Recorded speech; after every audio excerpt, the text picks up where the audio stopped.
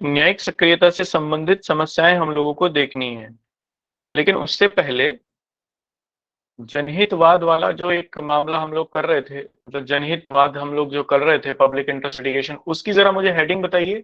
उसकी हेडिंग क्या थी जो हम लोगों ने किया अभी तक, जो हम लोगों ने किया था उसकी heading? The basic difference between public interest litigation and personal interest litigation. Personal interest litigation, ठीक है। अब हम लोग ये करते हैं, सबसे पहले पब्लिक इंटरेस्ट लिटिगेशन के कुछ मामले देख लेते हैं, ठीक है, जिन मामलों से पब्लिक इंटरेस्ट लिटिगेशन एक बड़े लेवल पर हमारे सामने आती है। और क्योंकि जनरली जो एग्जाम में पूछे गए हैं वो वादों के उदाहरण लेके पूछा गया है, वाद हम लोगों ने छोड़ दिए थे, मतलब वो रह गए हैं, शायद मैं आगे चला गया था। तो पहले वो कुछ मामले हम लोग देख लें जिनमें न्यायिक सक्रियता, जुडिशियल एक्टिविज्म को पब्लिक इंटरेस्ट लिटिगेशन के माध्यम से आगे बढ़ाया गया, जनहित याचिकाओं के माध्यम से आगे बढ़ाया गया। फिलहाल तो आपको ये हेडिंग काटनी पड़ेगी जो आपने लिखी है, और इसमें इस हेडिंग को काट के यहाँ पर लिखिए आप, इस हेडिंग को काट के यहाँ से ये लिख लीजिए, न्यायिक सक्रियता एवं जनहितवाद, न्यायिक सक्रियता एवं जनहितवाद, judicial activism and public interest litigations, public interest litigation,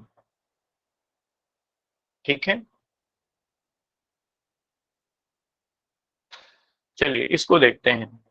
देखो, मैंने पिछली वाली क्लास में कहीं बताया था, मुझे याद आ रहा है कि पब्लिक इंटरेस्ट लिटिगेशन की जो शुरुआत है, उसकी कॉन्सेप्ट की जो शुरुआत है, या न्यायिक सक्रियता की कॉन्सेप्ट की जो शुरुआत है, वो एसपी गुप्ता वाले मामले से हुई, जिसे हम लोग जजेस केस के या न्यायाधीश मामले के रूप में भी जानते हैं। इसमें,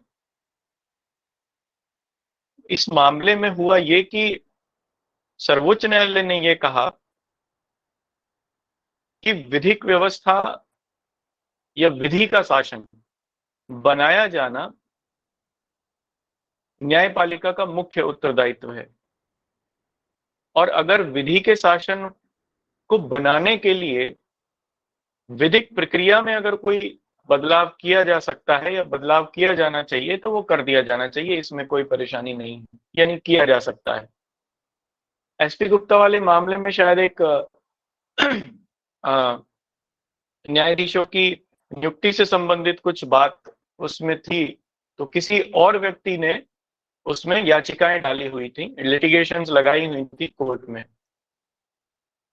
तो सरकार का उसके विरोध में ये कहना था कि चूंकि इस व्यक्ति की किसी मौलिक अधिकार का उल्लंघन नहीं हुआ, मतलब किसी व्यक्ति के जजों की नियुक्ति के मामले में किसी व्यक्ति के मौलिक अधिकार का उल्लंघन नहीं है, तो इनको अधिकार नहीं है कोर्ट आने का, न्यायालय आने का, क्योंकि न्यायालय केवल वही व्यक्ति अप्रोच कर सकता है जिसके मौलिक अधिकार का हनन हुआ हो।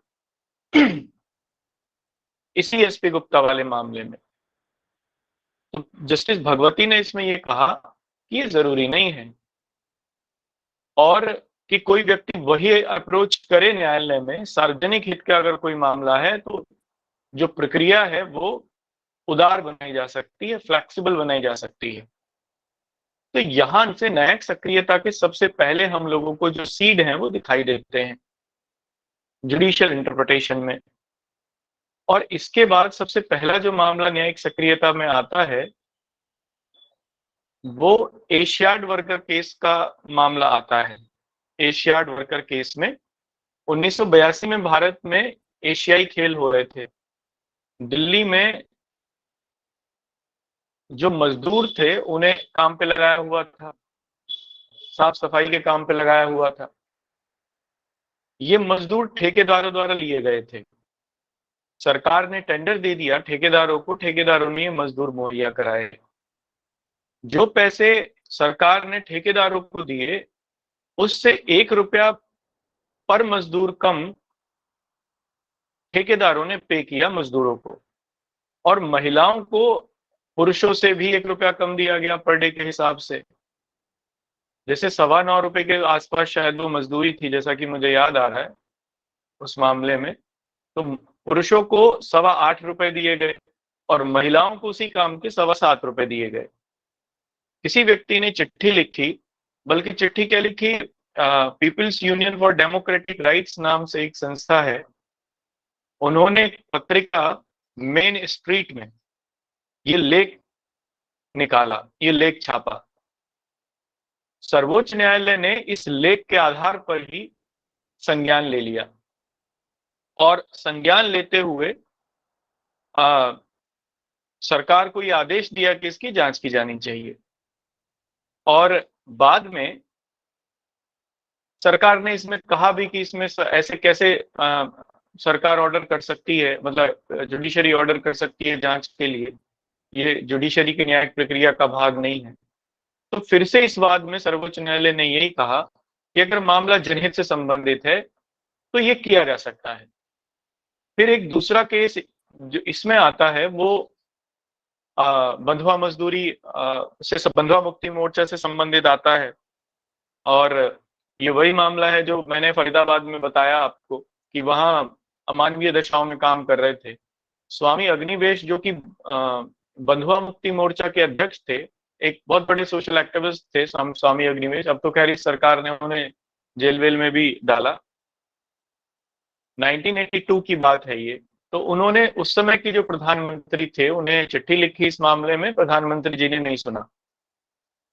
फिर उन्होंने एक चिट्ठी भगवती को लिखी जो चीफ जस्टिस ऑफ इंडिया थे, उन्होंने संज्ञान लेते हुए इस मामले पे और एक तो वकीलों को, सुप्रीम कोर्ट के कुछ जो वकील थे उनको कमिश्नर नियुक्त कर दिया, उसकी जांच कराई गई, रिपोर्ट प्रस्तुत की गई। और फिर बाद में एक आईआईटी के प्रोफेसर थे, उनको भी नियुक्त किया राहत उनको देने के लिए, किस प्रकार से राहत दी जा सकती है उन लोग मजदूरों को। तो जो आईआईटी के प्रोफेसर थे उनकी जो रिपोर्ट थी उसमें कहा गया कि ये अमानवीय दशाओं में रहते हैं और इतनी अमानवीय दशाएं हैं कि पशु पक्षी भी इनसे अच्छे रहते हैं। तो फिर सुप्रीम कोर्ट ने संज्ञान लेते हुए डायरेक्शन दी हरियाणा सरकार को। अब इसके विरोध में हरियाणा सरकार ने कुछ, अब ये सब लिखने हैं आपको स्पेशली जुडिशरी वाले, क्योंकि वो जो मैंने कल मैंने कुछ क्वेश्चंस डाले थे ग्रुप पे, वो आपने देखे होंगे क्वेश्चंस। वो क्वेश्चंस डायरेक्ट हमारे क्लास डिस्कशन से और इन नोट से ही हैं।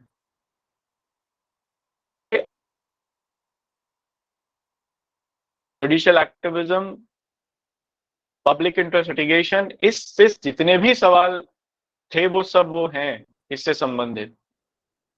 आप एक बार उन्हें देख लेंगे और उन्हें देख के फिर इसके बाद लिखने की कोशिश करेंगे। उसमें आजकल एग्जीक्यूटिव में भी वाद के हिसाब से वो पूछ रहा है, केस लॉज आपको देने हैं। जैसे इस बार का यूपीएससी का पेपर था, उसमें वाद के हिसाब से उन्होंने पूछा कि आप एप्रोप्रिएट केस लॉ का उदाहरण देते हुए बताइए।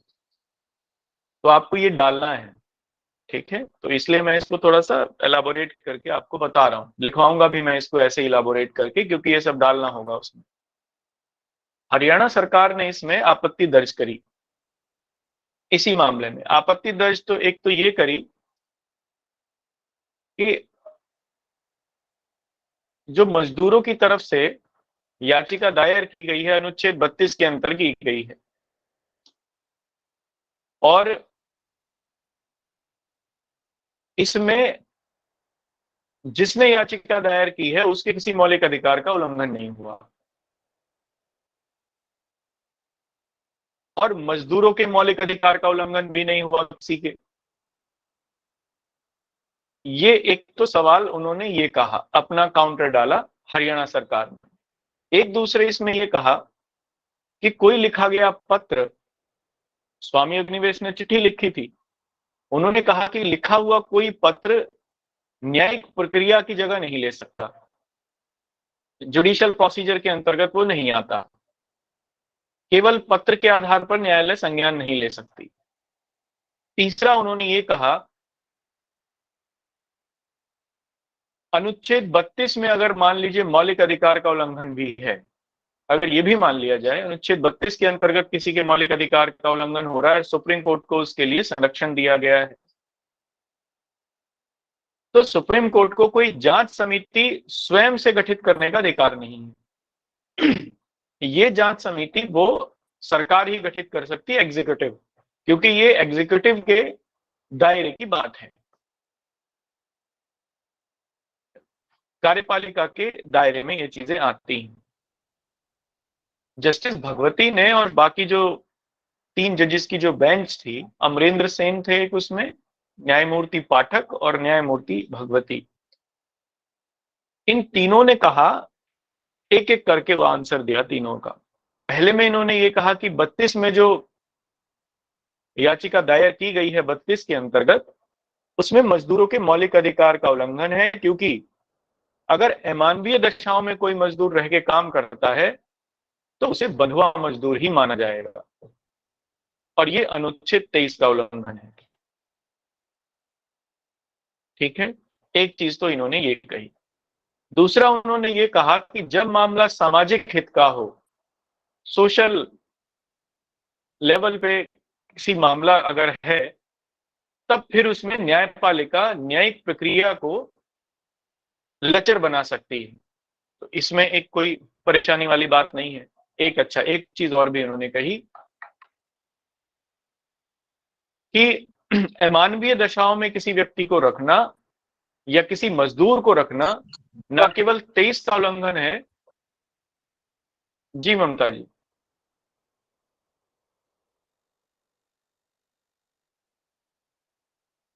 अमानवीय दशाओं में रखना न केवल किसी मजदूर को न केवल आर्टिकल 23 का उल्लंघन है, बल्कि आर्टिकल 21 का भी उल्लंघन है। जीवन जीने के अधिकार को उन्होंने और एलाबोरेट किया इसमें। तो एक बात तो उन्होंने ये कही। दूसरा काउंटर उनका ये था कि न्यायालय को जो लिखा गया जो पत्र है वो याचिका का, अच्छा हाँ, एक इसमें ये था कि पहले वाले मामले में ही कि जिसके मौलिक अधिकार का उल्लंघन हुआ हो वही केवल जा सकता है न्यायालय। तो जस्टिस भगवती ने कहा कि अनुच्छेद 32 में यह कहा गया है, अनुच्छेद 32 की व्याख्या की, इसमें यह कहा गया है कि जिस व्यक्ति के, अगर किसी व्यक्ति के मौलिक अधिकारों का उल्लंघन होता है तो न्यायपालिका को अप्रोच किया जा सकता है, न्यायपालिका जाया जा सकता है, सर्वोच्च न्यायालय जाया जा सकता है। लेकिन ये नहीं बताया 32 में कि कौन जाए, ये कहीं नहीं लिखा कि जिसके मौलिक अधिकारों का उल्लंघन हुआ है वही जाए, इसलिए उसके बिहाफ पर कोई और भी जा सकता है। अनुच्छेद 32 की उन्होंने व्याख्या की लिबरली। दूसरी चीज, न्यायालय को वही की याचिका का पत्र जो लिखा हुआ है वो कोई मान्यता के रूप में नहीं हो सकता। अगर मौलिक अधिकार का उल्लंघन हुआ है तो कोई पत्र के माध्यम से, पत्र को कोई याचिका नहीं मानी जा सकती। सुप्रीम कोर्ट ने इसको भी काउंटर किया। उन्होंने कहा संविधान में मौलिक अधिकारों के उल्लंघन होने को लेकर जो रिलीफ दी गई है उसमें किसी प्रकार की प्रक्रिया का कहीं जिक्र नहीं है कि किस प्रक्रिया को माना जाएगा या किस प्रक्रिया को लागू किया जाना चाहिए। जैसे 32 में अगर मौलिक अधिकार का उल्लंघन है 32 के अंतर्गत और किसी व्यक्ति को न्यायपालिका जाना है तो उसमें 32 में किसी प्रक्रिया का जिक्र नहीं है। तो सर्वोच्च न्यायालय ने कहा उसमें किसी प्रक्रिया का भी जिक्र नहीं है। इसका मतलब ये है अगर मामला जनहित का है तो कोई व्यक्ति एक पत्र के माध्यम से भी न्यायपालिका से स्वीकृत कर सकती है, ये पूरी तरीके से न्यायपालिका के ऊपर निर्भर है। तीसरा उन्होंने ये कहा कि 32 के अधीन जो मामले उठाए गए हैं उसमें जांच समिति वगैरह नियुक्त करने का जो अधिकार है वो केवल कार्यपालिका का है, न्यायपालिका का नहीं है। इसकी व्याख्या सर्वोच्च न्यायालय ने यह की कि 32 के अंतर्गत वही अगर सार्वजनिक हित का मामला है, जनहित से संबंधित कोई मामला है, तो न्यायिक प्रक्रिया को, विधि के शासन को सुरक्षित रखने के लिए न्यायालय कार्यपालिका को दिशा निर्देश दे सकता है। मोरल ऑफ द स्टोरी, बंधुआ मुक्ति मजदूर वाले मामले में पब्लिक इंटरेस्ट लिटिगेशन की पूरी प्रक्रिया और जुडिशियल एक्टिविज्म की पूरी कॉन्सेप्ट एकदम क्लियर होके सामने आई। इससे पहले वाले मामलों में ये सब क्लियर नहीं था, लेकिन बंधुआ मुक्ति मोर्चा वाला जब जजमेंट आया तो उस जजमेंट में ही पूरी प्रक्रिया निर्धारित कर दी गई, न्यायिक सक्रियता और जनहित वादों से संबंधित। बाद में जितने भी मामले हुए उस दौरान यही प्रक्रिया उसमें लागू की गई और आज तक भी यही प्रक्रिया लागू की जाती रही है। इसको लिबरल तो बनाया है, लेकिन इसको कठोर नहीं बनाया, केवल एक बात को छोड़ के। हाल फिलहाल में ये उसमें हम लोग कमियों में भी लिखेंगे, क्योंकि हाल फिलहाल में कुछ लोगों ने पब्लिक इंटरेस्ट लिटिगेशन को एक पर्सनल इंटरेस्ट के रूप में प्रयोग करना शुरू किया।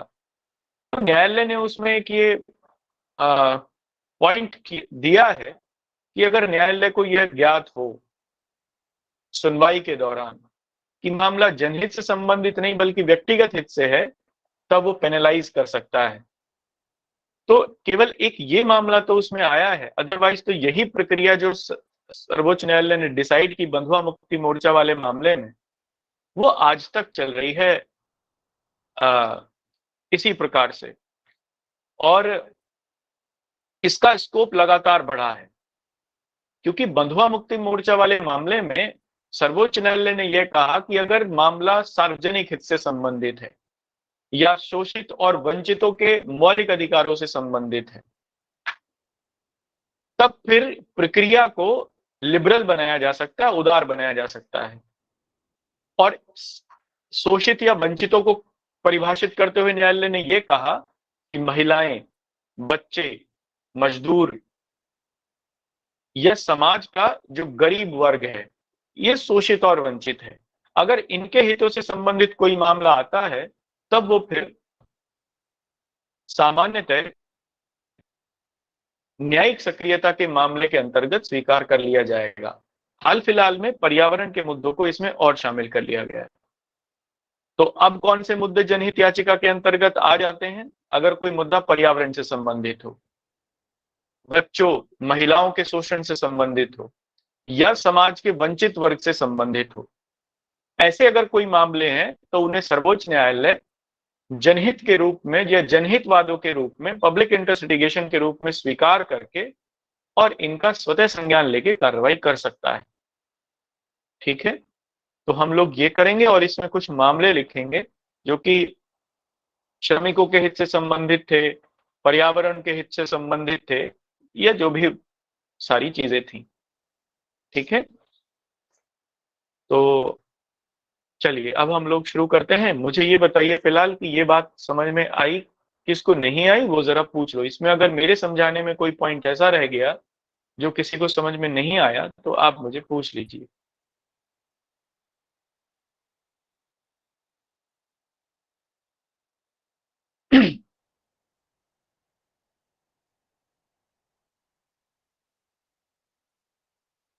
चलिए फिर शुरू करते हैं।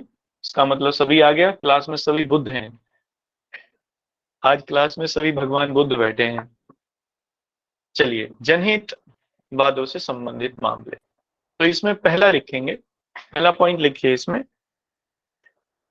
सामान्यतः जनहित से संबंधित वादों में, सामान्यतः जनहित से संबंधित वादों में सर्वप्रथम एसपी गुप्ता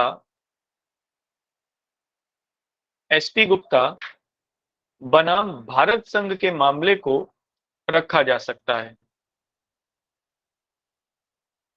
एसपी गुप्ता बनाम भारत संघ के मामले को रखा जा सकता है। In the matters of public interest litigations, in the matters of public interest litigation, firstly we can consider the matter of S.P. Gupta versus Union of India. इस मुकदमे में इस मुकदमे में सर्वोच्च न्यायालय ने यह कहा कि विधि के शासन को संरक्षित करना, विधि के शासन को संरक्षित करना न्यायपालिका का मौलिक दायित्व है, न्यायपालिका का मौलिक दायित्व है। इन this matter supreme court stated that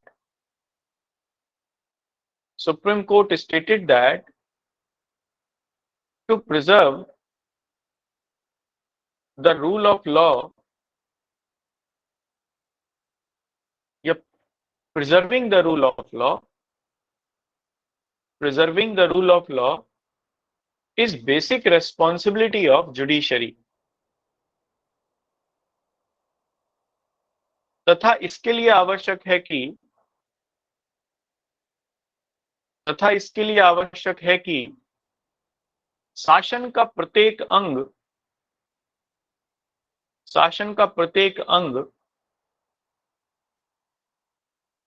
अपने दायित्वों का निर्वाह करे, and for it is mandatory that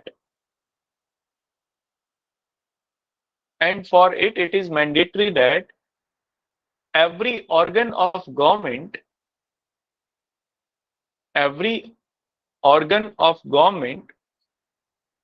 functions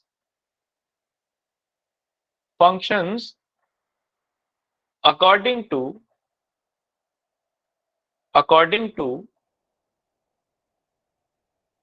their liabilities,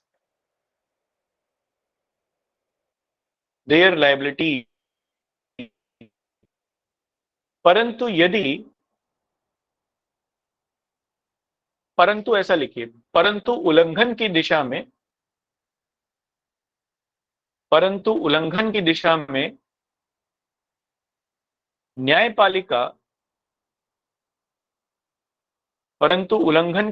न्यायपालिका संज्ञान ले सकती है,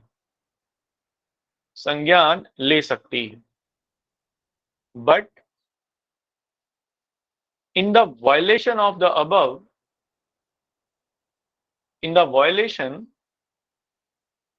above context, judiciary can took cognizance.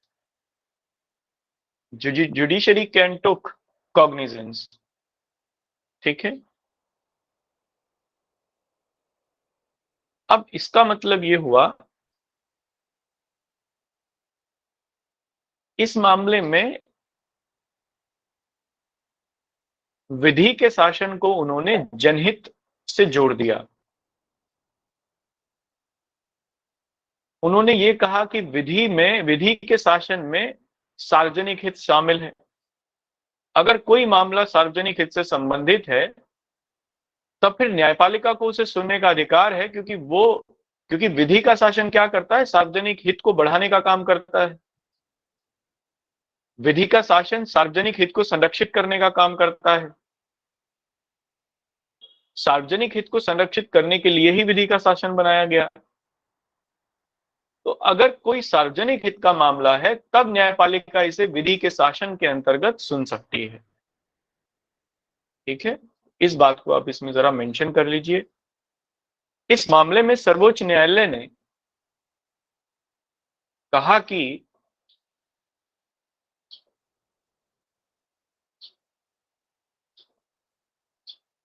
विधि के शासन के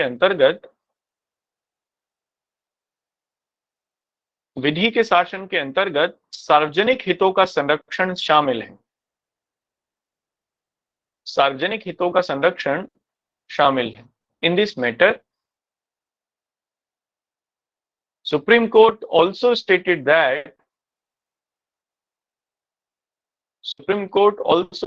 that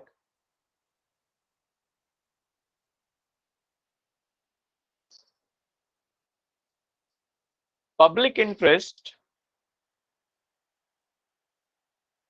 preserving of public interest, ऐसा लिखिए, preserving of public interest inherit, preserving of public interest inherit in rule of law, inherit in rule of law। अतः सार्वजनिक हित के उल्लंघन के संदर्भ में,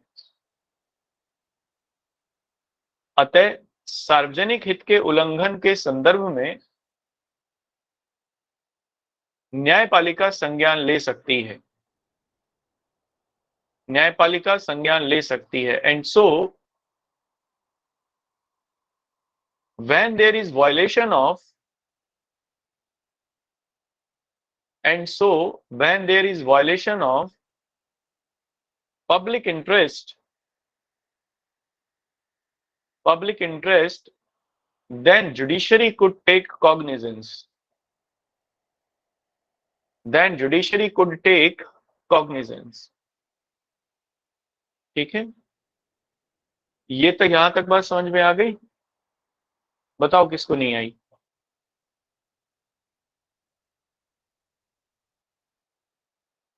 बताओ, क्लियर है? सर आ गई समझ। वो बताओ जिसको समझ में नहीं आई। कोई डाउट है किसी को तो वो बताओ।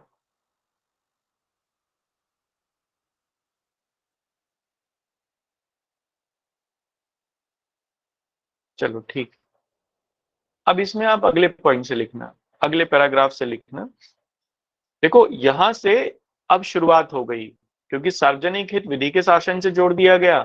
अब अगर सार्वजनिक हित से संबंधित कोई मामला है तब उसे न्यायपालिका सुन सकती है, लेकिन अभी तक ये निर्धारित नहीं हुआ कि किस प्रकार सुनेगी, प्रक्रिया क्या होगी सुनने की, सामान्य होगी या विशिष्ट होगी, ये आगे वाले मामलों में निर्धारित होगा। ठीक है, तो अगले पॉइंट में आप लिखना,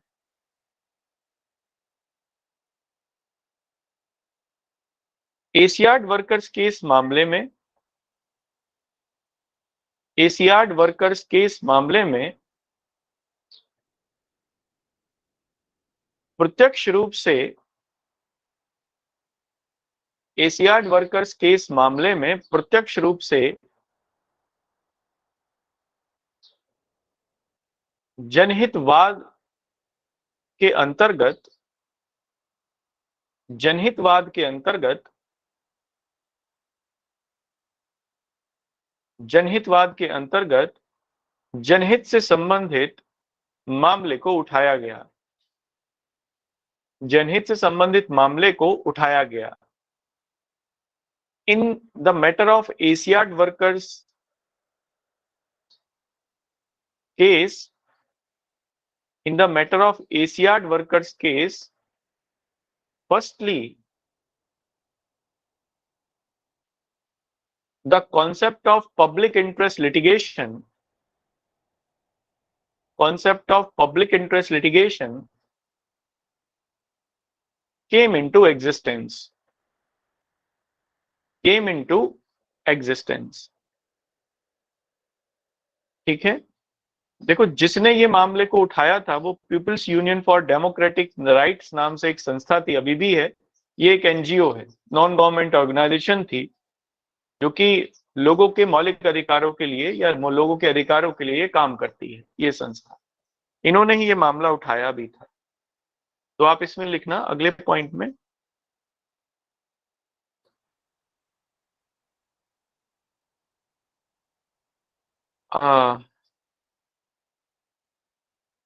peoples Union for Democratic rights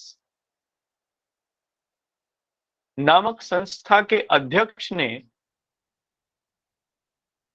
वो People's Union for Democratic Rights नामक संस्था के अध्यक्ष ने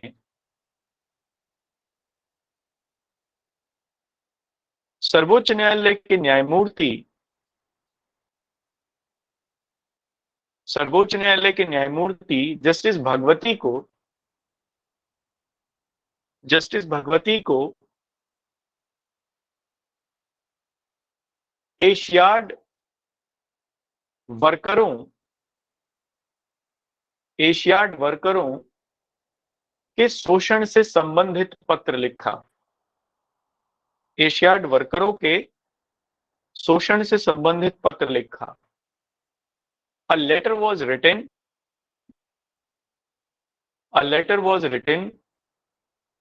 by the chairman of, by the president of Pupils Union for Democratic Rights, Pupils Union for Democratic Rights, to Chief Justice of India, P.N. Bhagwati.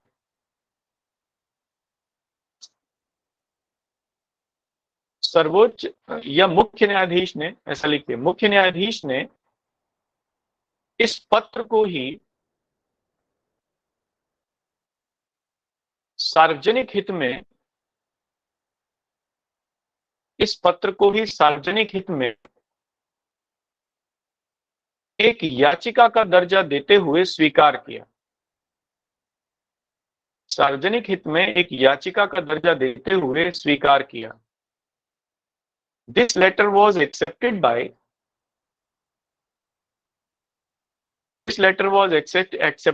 Justice Bhagwati as a litigation in the matter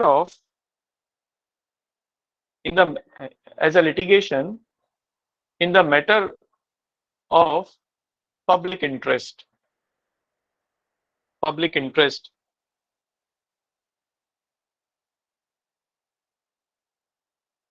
ठीक है।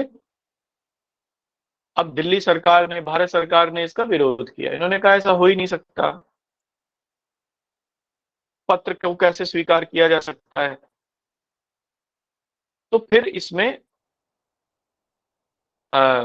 Justice Bhagwati ने इस मामले में साफ किया कि चूंकि मामला सार्वजनिक हित से संबंधित है, व्यक्तिगत हित से संबंधित नहीं है, और सार्वजनिक हित के अंतर्गत विधि के शासन का उद्देश्य ही सार्वजनिक हित को संरक्षित करना है, तो ऐसे में न्यायपालिका जो अपनी प्रक्रिया है उसे लचर बना सकती है, ट्वीक कर सकती है या फ्लेक्सिबल बना सकती है। इसीलिए जो जनहितवाद हैं वो सार्वजनिक हित से संबंधित मुख्यवाद माने गए। इसके बाद, इस केस के बाद, इस मामले में ही सर्वोच्च न्यायालय ने यह कहा कि यह जरूरी नहीं है कि गरीब न्यायालय के द्वार तक पहुंचे। गरीबों को, वंचितों को न्याय दिलाने के लिए कोई अन्य व्यक्ति भी न्यायालय को अप्रोच कर सकता है और न्यायालय इसे स्वीकार करेगा। ये एशियाड वर्कर वाला मामला ऐसा मामला था जिसमें पहली बार जो जनहितवादों से संबंधित एक प्रक्रिया है वो निर्धारित होनी शुरू हो गई थी। कैसे किया जाएगा, तो अगले पॉइंट में आप लिखिए।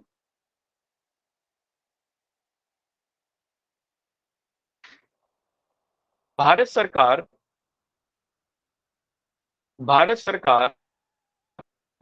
एवं अन्य ने एक पत्र को याचिका के रूप में स्वीकार करने का विरोध किया। भारत सरकार एवं अन्य ने एक पत्र को याचिका के रूप में स्वीकार करने का विरोध किया। Government of India and others, अब अदर्स इसमें दिल्ली गवर्नमेंट और डीडीए वगैरह थे। The government of India and others were opposite to accept a letter as a litigation, परंतु न्यायमूर्ति भगवती ने स्पष्ट किया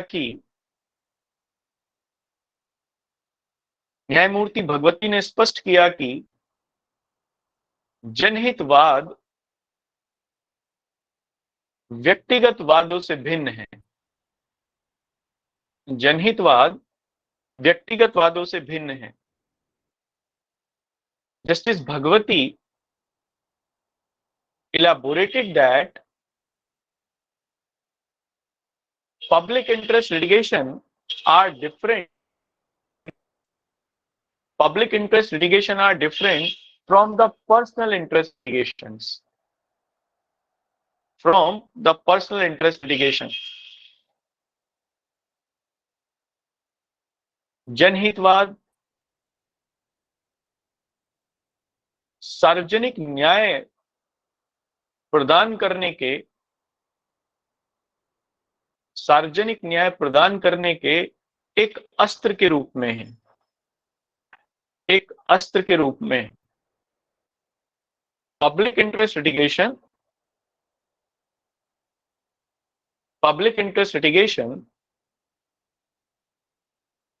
आर स्ट्रेटेजिक आर्म, ये वर्ड यूज किया था उन्होंने, strategic arm, or strategic arm of public justice, of public justice। न्याय को गरीबों तक, ऐसा लिखिए, न्याय की गरीबों तक पहुंच सुनिश्चित करना, न्याय तक गरीबों की पहुंच सुनिश्चित करना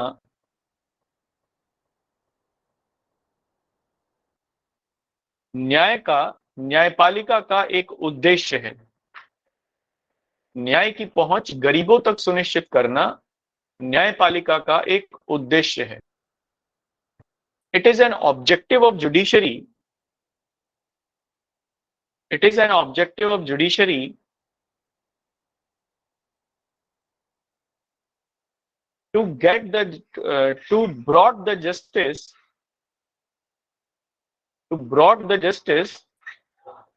for the poor, जिससे कि विधि के शासन को सुनिश्चित किया जा सके, जिससे कि विधि के शासन को सुनिश्चित किया जा सके। in such a way that rule of law could be preserved, that rule of law could be preserved। देखो, इसमें इन्होंने कहा, कहना ये चाह रहे हैं कि विधि का शासन अमीरों के लिए भी है और गरीबों के लिए भी है। लेकिन जनरली होता क्या है कि अमीर विधि के शासन से लाभान्वित हो जाते हैं, न्याय उनको प्राप्त हो जाता है, गरीबों तक न्याय नहीं पहुंच पाता। गरीबों तक न्याय कैसे पहुंचे, यह सार्वजनिक हित कैसे सुनिश्चित हो? तो उन्होंने कहा जनहितवादों के माध्यम से हो सकता है, क्योंकि प्रक्रिया को लचर बनाना पड़ेगा, फ्लेक्सिबल बनाना पड़ेगा। गरीब अगर वहां तक नहीं पहुंच पाते न्यायालय तक, तो उनके बिहाफ पर कोई और पहुंच सकता है। That's it. क्योंकि विधि के शासन में गरीब और अमीर दोनों आते हैं, इसलिए विधि का शासन अगर गरीबों तक सुनिश्चित नहीं हो पाया, या न्याय अगर गरीबों तक सुनिश्चित नहीं हो पाया, तो विधि का शासन गरीबों को कैसे प्राप्त हुआ? उनको प्राप्त ही नहीं होगा, विधि के शासन का उल्लंघन होगा।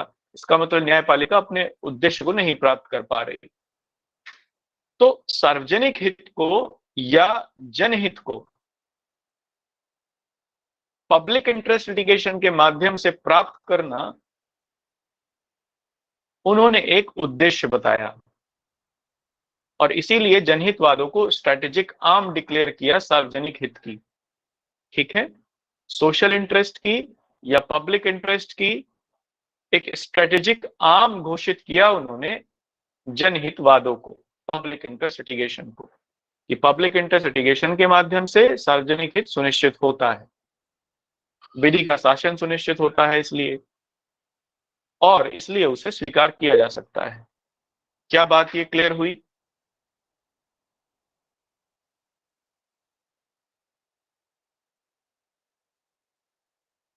जी सर। किसको क्लियर नहीं हुई?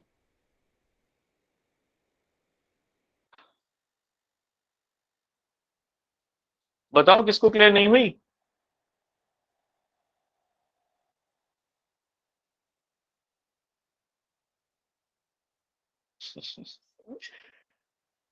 चलो आगे चलते हैं।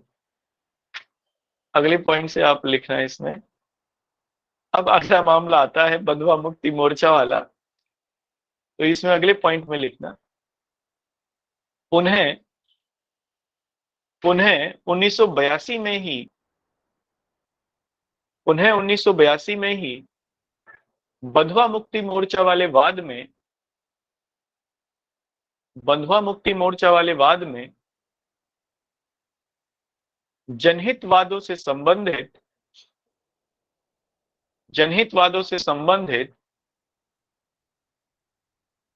न्यायालय द्वारा संपूर्ण प्रक्रिया को निर्धारित कर दिया गया। Again, in the matter of बंधुआ Mukti Morcha,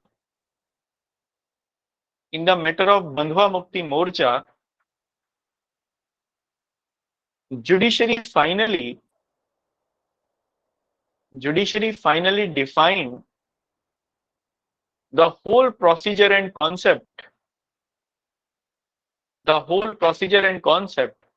for public interest litigation. इस मामले में भी सर्वोच्च न्यायालय ने एक पत्र को जनहित याचिका के रूप में स्वीकार किया। In this matter too, Supreme Court accept a letter in the form of public interest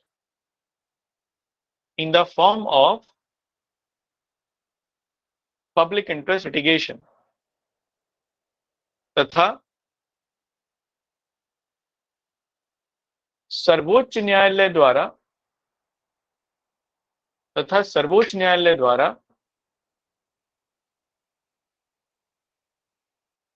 सर्वोच्च न्यायालय के दो वकीलों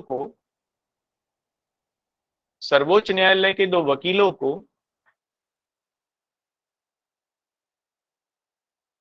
कमिश्नर नियुक्त करते हुए मामले की जांच कराई गई। एंड सुप्रीम कोर्ट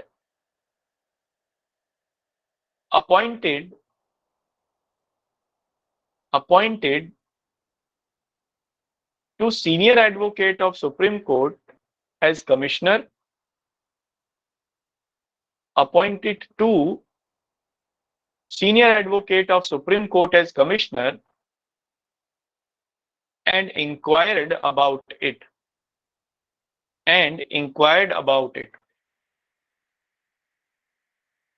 ठीक है। इन आयुक्तों की रिपोर्ट के आधार पर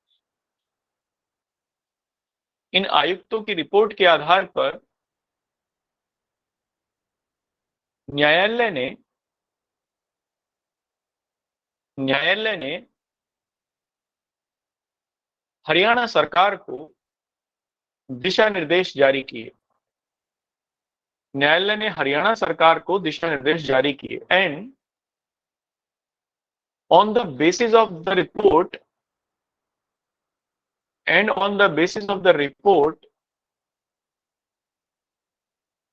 Supreme Court gave direction to Haryana government।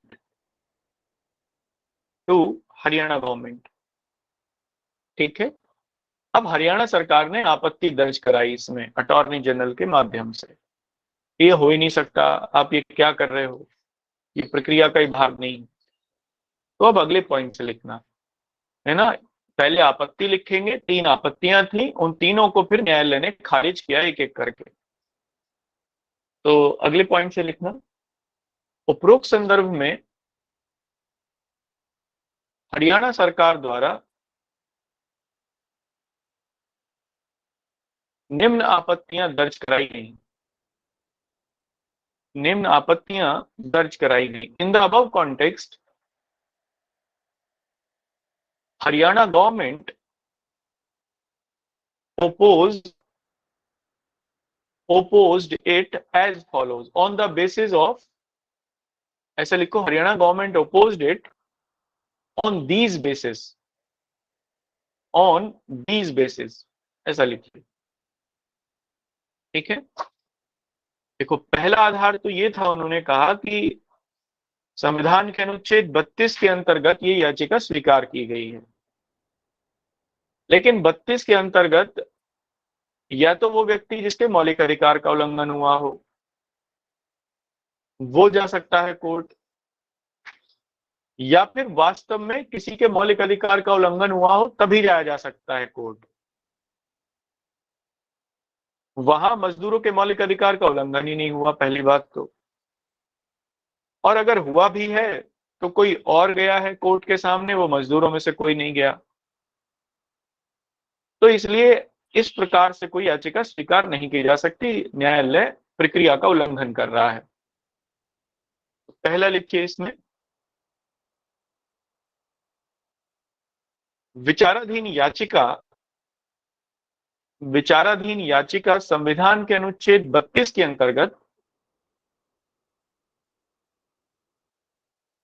विचाराधीन याचिका संविधान के अनुच्छेद 32 के अंतर्गत आती है। The litigation came into the Article 32 of the Indian Constitution,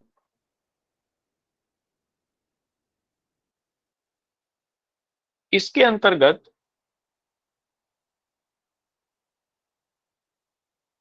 केवल वही व्यक्ति कोर्ट जा सकता है,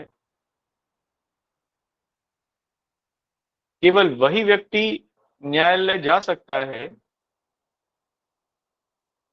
जिसके मौलिक अधिकार का उल्लंघन हुआ हो, and under it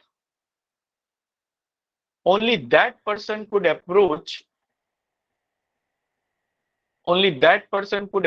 the judiciary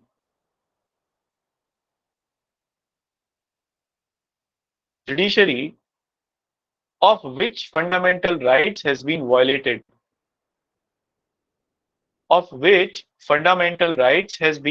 violated, ठीक है, एक तो इनका ये, इन्होंने कहा कि ये मामला ऐसा है। दूसरा इसमें लिखिए,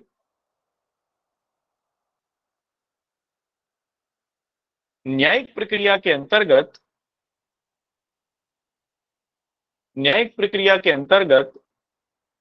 न्यायालय को लिखा गया कोई पत्र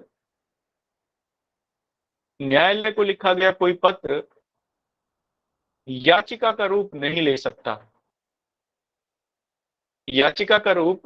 सकता। अंडर द जुडिशियल प्रोसीजर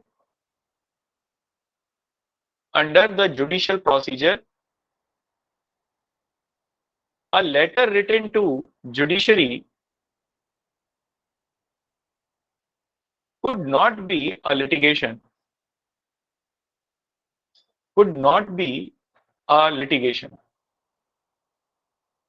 और तीसरा लिखिए,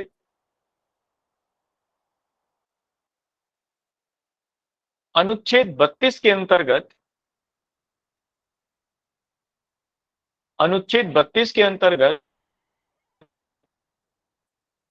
मौलिक अधिकारों के हनन के संदर्भ में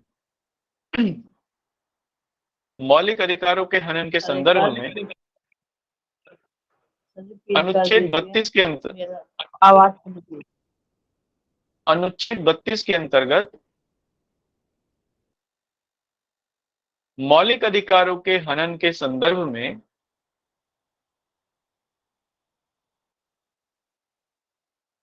न्यायालय को कोई जांच समिति नियुक्त करने का अधिकार नहीं है। न्यायालय को कोई जांच समिति नियुक्त करने का अधिकार नहीं है। तीसरे में अंग्रेजी वाले लिखिए, judiciary has no right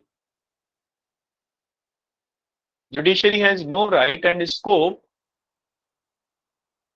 to appoint to appoint a judicial inquiry committee, appoint a judicial inquiry committee at the level of violation of fundamental rights, at the level of violation of fundamental rights under Article 32. Under article 32। ठीक है, क्योंकि उसमें ऐसा लिखा ही नहीं है कि कोई जांच समिति। अब जांच समिति का उन्होंने विरोध इसलिए भी किया क्योंकि जांच समिति नियुक्त करना और जांच करना ये कार्यपालिका का काम है, इसमें न्यायपालिका का कहां से मतलब आ गया। तो एक ये भी उसमें बात थी, इसमें आप ब्रैकेट में लिख लीजिए यहां पर इस बात को, क्योंकि जांच कार्य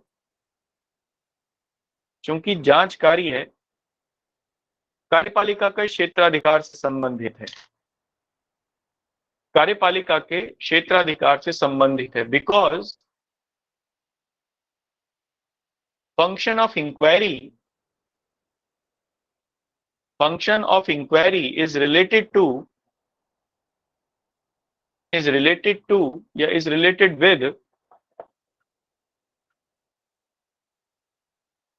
with the function of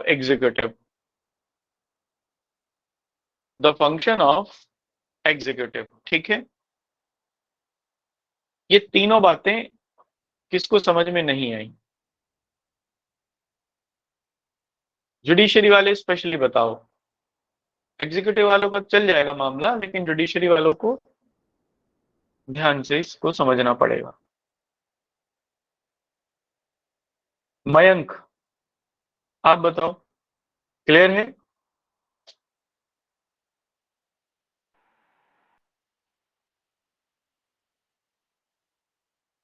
ठीक है सर। हाँ इति,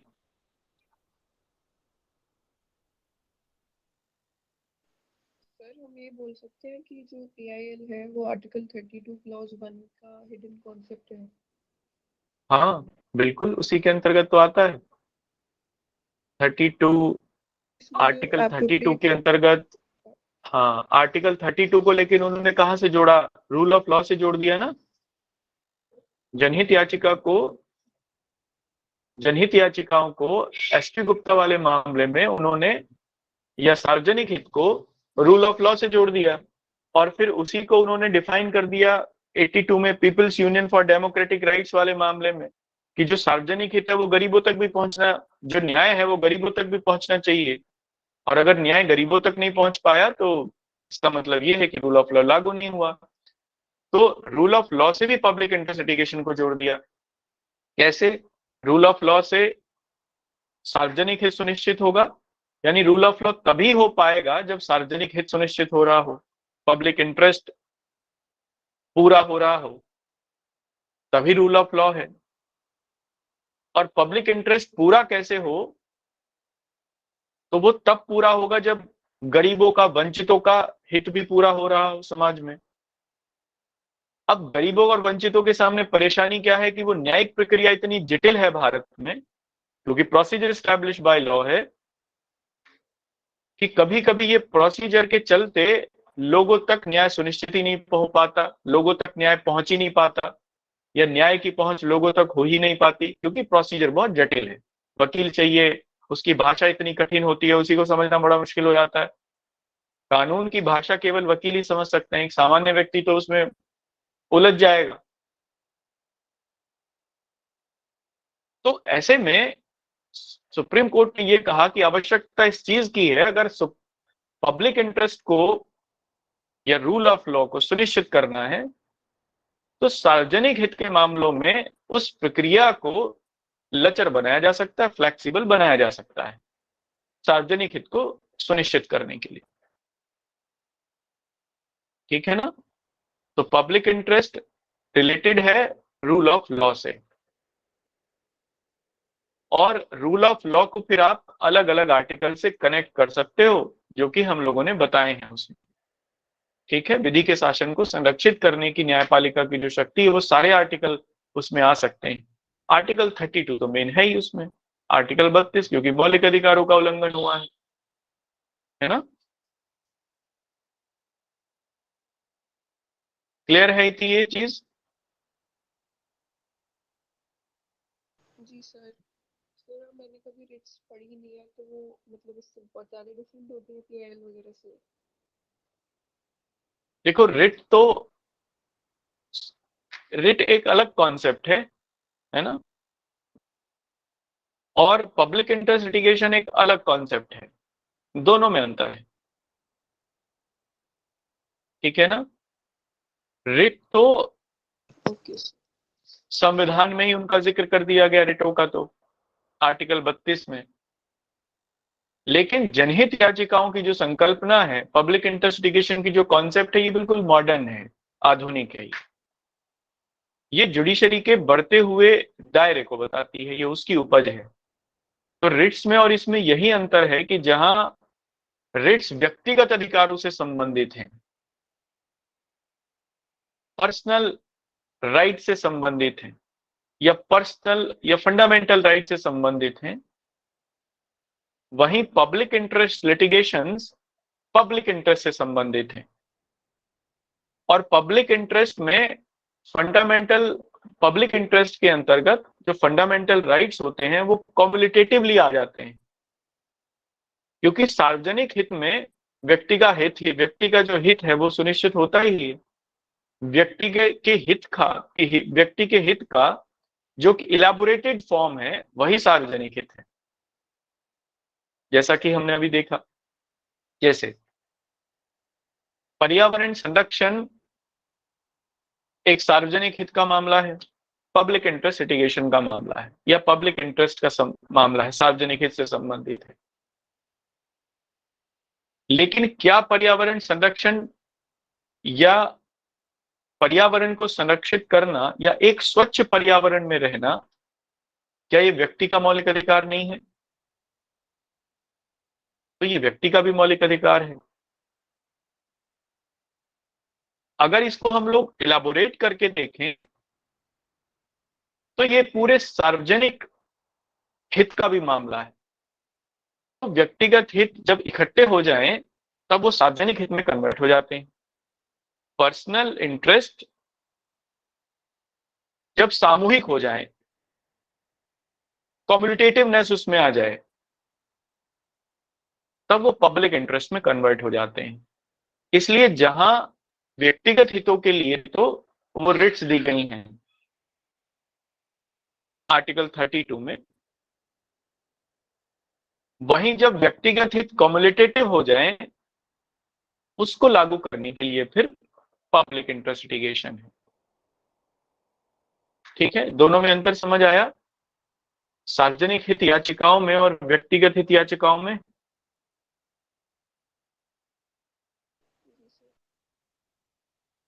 बाकी लोग बताओ, दोनों में अंतर समझ में आया?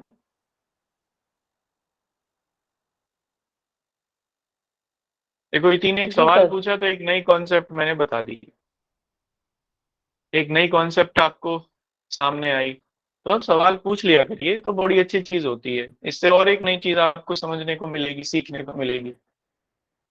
अदरवाइज तो मैं केवल उतनी बातें बताऊंगा जो मुझे समझ में आ रही होती हैं उस समय, या जो उस विषय से संबंधित होती हैं। जब आप सवाल पूछते हो तो फिर मैं उसको और एलाबोरेट करके बता देता हूँ। चलिए, ये तीन बातें, ये तीन मुद्दे न्यायालय ने के सामने रखे, हरियाणा सरकार ने। न्यायालय ने इनका तीनों का एक एक करके इन तीनों को उल्लंघन किया, या इन तीनों को ओपोज किया, ये रिजेक्ट कर दिया, खारिज कर दिया। ठीक है, देखो न्यायालय ने किस प्रकार खारिज की ये हम लोग करेंगे कल।